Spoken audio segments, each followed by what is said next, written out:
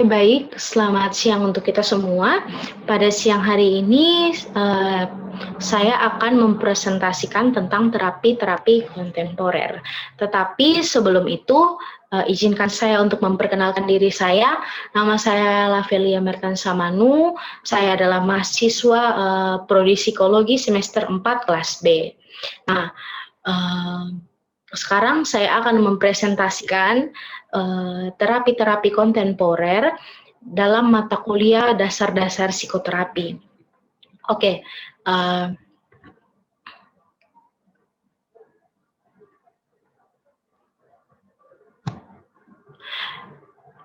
yang pertama, di sini saya akan menyampaikan materi-materi apa saja yang akan saya presentasikan pada siang hari ini. Yang pertama itu adalah transpersonal. Di sini transpersonal itu mencakup ada dua, yaitu bagaimana proses terapi dengan metode terapi. Yang kedua adalah psikoterapi positif memaafkan. Nah, di sini kita juga diajarkan beberapa cara untuk kita bisa memaafkan. Oke, yang pertama saya akan membahas tentang transpersonal. Nah, di sini terapi transpersonal itu adalah pengembangan diri menuju sesuatu yang berhubungan dengan transpersonal, berupa kesadaran, pengembangan diri, pengarahan diri sebagai navigator, ataupun kognisi, ataupun moral, dan integral psikologi. Di sini juga ada menurut ahli, yang pertama itu menurut Daniel. Di sini Daniel berpendapat bahwa psikologi transpersonal adalah suatu cabang psikologi yang memberi perhatian pada studi terhadap keadaan dan proses pemahaman manusia yang lebih dalam dan luas, atau juga suatu sensasi yang lebih besar dari koneksitas terhadap orang lain dalam semesta, atau merupakan juga sebuah dimensi spiritual.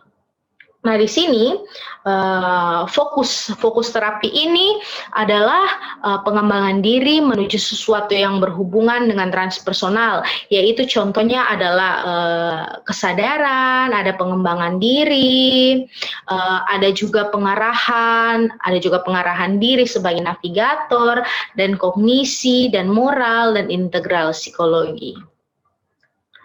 Nah, di sini saya juga akan menyampaikan tentang bagaimana itu proses terapi transpersonal.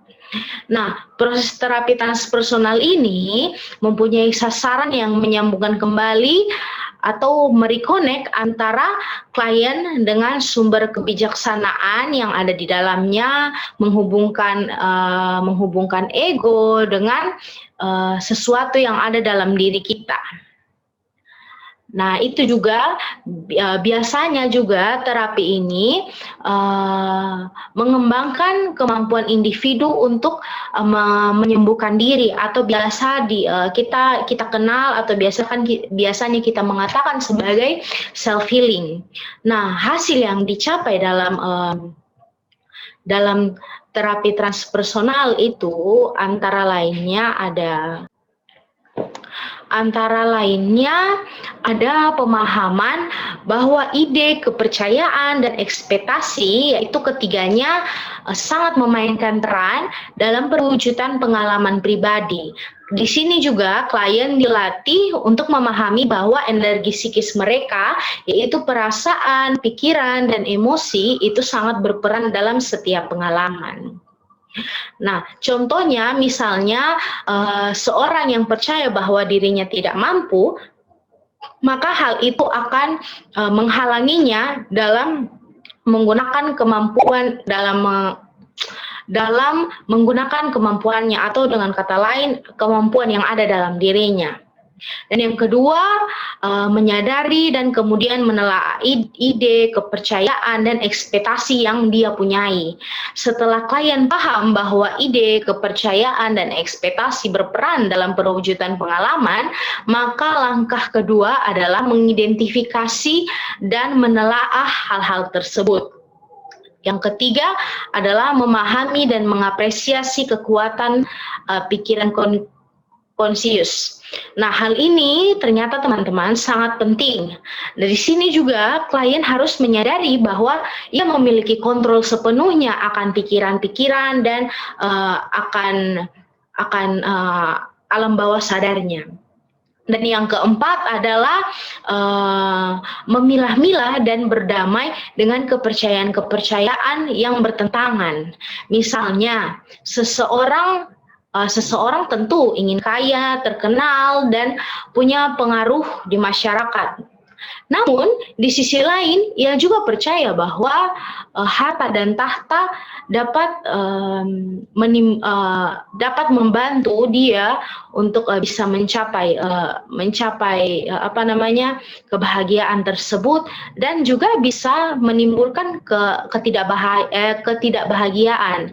Di sini berarti seorang terapis harus membantu klien untuk memilah-milah dan juga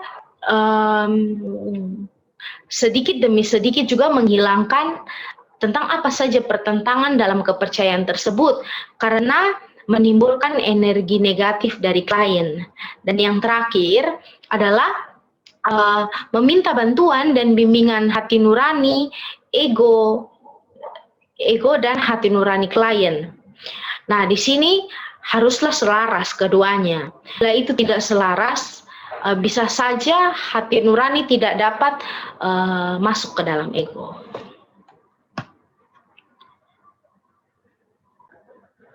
Nah, di sini juga ada metode psikoterapi.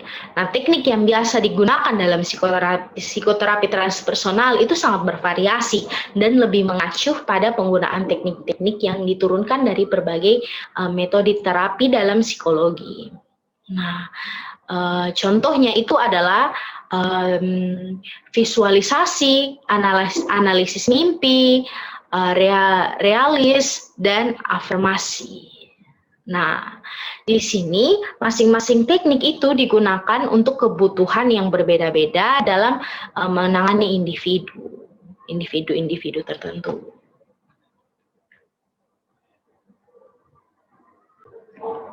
Nah, selanjutnya di sini juga saya akan memberikan sedikit quote. Di sini bukan quote sih, lebih tepatnya kata-kata penting dari seorang ahli. Nah, di sini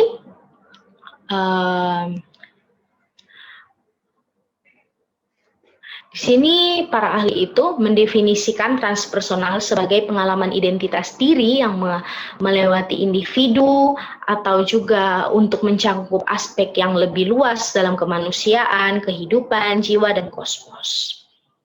Oke, selanjutnya di sini adalah psikoterapi positif memaafkan. Nah, di sini psikoterapi positif itu merupakan strategi yang dilandasi oleh pendekatan transtaktual, psikodinamika, dan kognitif behavioral untuk membangun emosi positif, kekuatan karakter, dan kebermaknaan sebagai upaya mengatasi gangguan klinis maupun hal-hal negatif. Itu dikatakan oleh Peskian tahun 1987. Nah, psikoterapi positif juga memiliki gagasan untuk membentuk happiness. Dan di sini juga menurut Seligman dan kawan-kawan, psikoterapi positif merupakan terapi yang terfokus pada upaya membentuk emosi positif, kekuatan karakter, dan kebermaknaan dan cara membangun hidup yang menyenangkan. Nah, selanjutnya ada di sini tentang memaafkan. Nah, sebenarnya memaafkan ini merupakan sebuah transformasi yang melibatkan perasaan dan melibatkan pikiran dan melibatkan juga perilaku seseorang dengan mengubah hal-hal negatif menjadi positif yang meliputi beberapa dimensi, misalnya dimensi kognitif, dimensi afektif, perilaku, motivasi, keputusan, dan karakteristik interpersonal secara bertahap.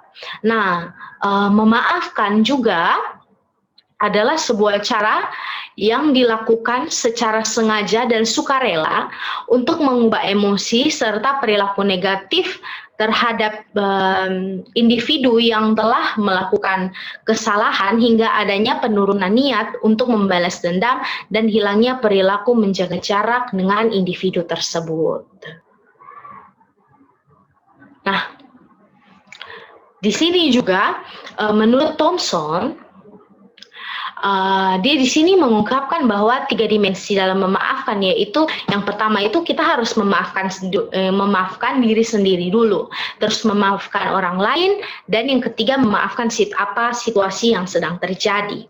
Nah, bagaimana kita cara memaafkan diri sendiri? Yang pertama itu di sini Kurniati mengungkapkan bahwa memaafkan diri sendiri didefinisikan sebagai keinginan untuk melepaskan rasa bersalah dan menyalahkan diri sendiri setelah kita melukai diri sendiri atau setelah kita menyakiti orang lain. Nah, yang kedua adalah memaafkan orang lain. Di sini Kurniati juga mengungkapkan bahwa memaafkan orang lain melibatkan perubahan motivasi untuk berhubungan dengan orang lain, sehingga seseorang juga mengalami beberapa fase, yaitu di sini ada penurunan motivasi untuk menghindari kontak psikologis atau kontak personal dengan orang yang bersalah. Yang kedua ada penurunan motivasi untuk balas dendam atau melihat kerugian pada orang yang bersalah. Yang ketiga juga ada peningkatan motivasi untuk berbuat kebaikan terhadap orang yang bersalah. Nah, di sini dimensi yang ketiga adalah memaafkan situasi. Di sini bahwa setelah memaafkan diri sendiri dan orang lain, kesulitan untuk memaafkan keadaan memiliki sumbangsi yang cukup besar dalam perasaan gelisah dan depresi di kalangan mahasiswa. Nah, keadaan yang dimaksud di sini adalah keadaan seorang individu yang mungkin akan menyalahkan dunia, nasib, kehidupan, ataupun situasi spesifik. Oleh karena itu, seseorang akan memiliki kesempatan tertentu untuk bisa memaafkan situasi yang ada. Oke, baik. Pada saat ini saya akan memberikan kesimpulan. Di sini kesimpulannya adalah psikoterapi transpersonal adalah pengembangan diri menuju sesuatu yang berhubungan dengan transpersonal berupa kesadaran, pengembangan diri, pengarahan diri sebagai navigator, kognisi, moral, dan integral psikologi. Di sini juga memaafkan merupakan suatu transformasi yang melibatkan perasaan, pikiran, dan perilaku seseorang dengan mengubah hal-hal negatif menjadi positif yang meliputi secara kognitif, afektif, perilaku, motivasi, keputusan, dan karakteristik interpersonal secara bertahap. Dan juga memaafkan adalah sebuah cara yang dilakukan secara sengaja dan sukarela untuk mengubah emosi serta perilaku negatif terhadap individu yang telah melakukan kesalahan hingga adanya penurunan niat untuk membalas dendam dan juga hilangnya perilaku menjaga jarak dengan individu tersebut. Nah, sekian presentasi saya pada siang hari ini. Semoga Ibu Guru dan teman-teman dapat memahami apa yang saya sampaikan. Terima kasih.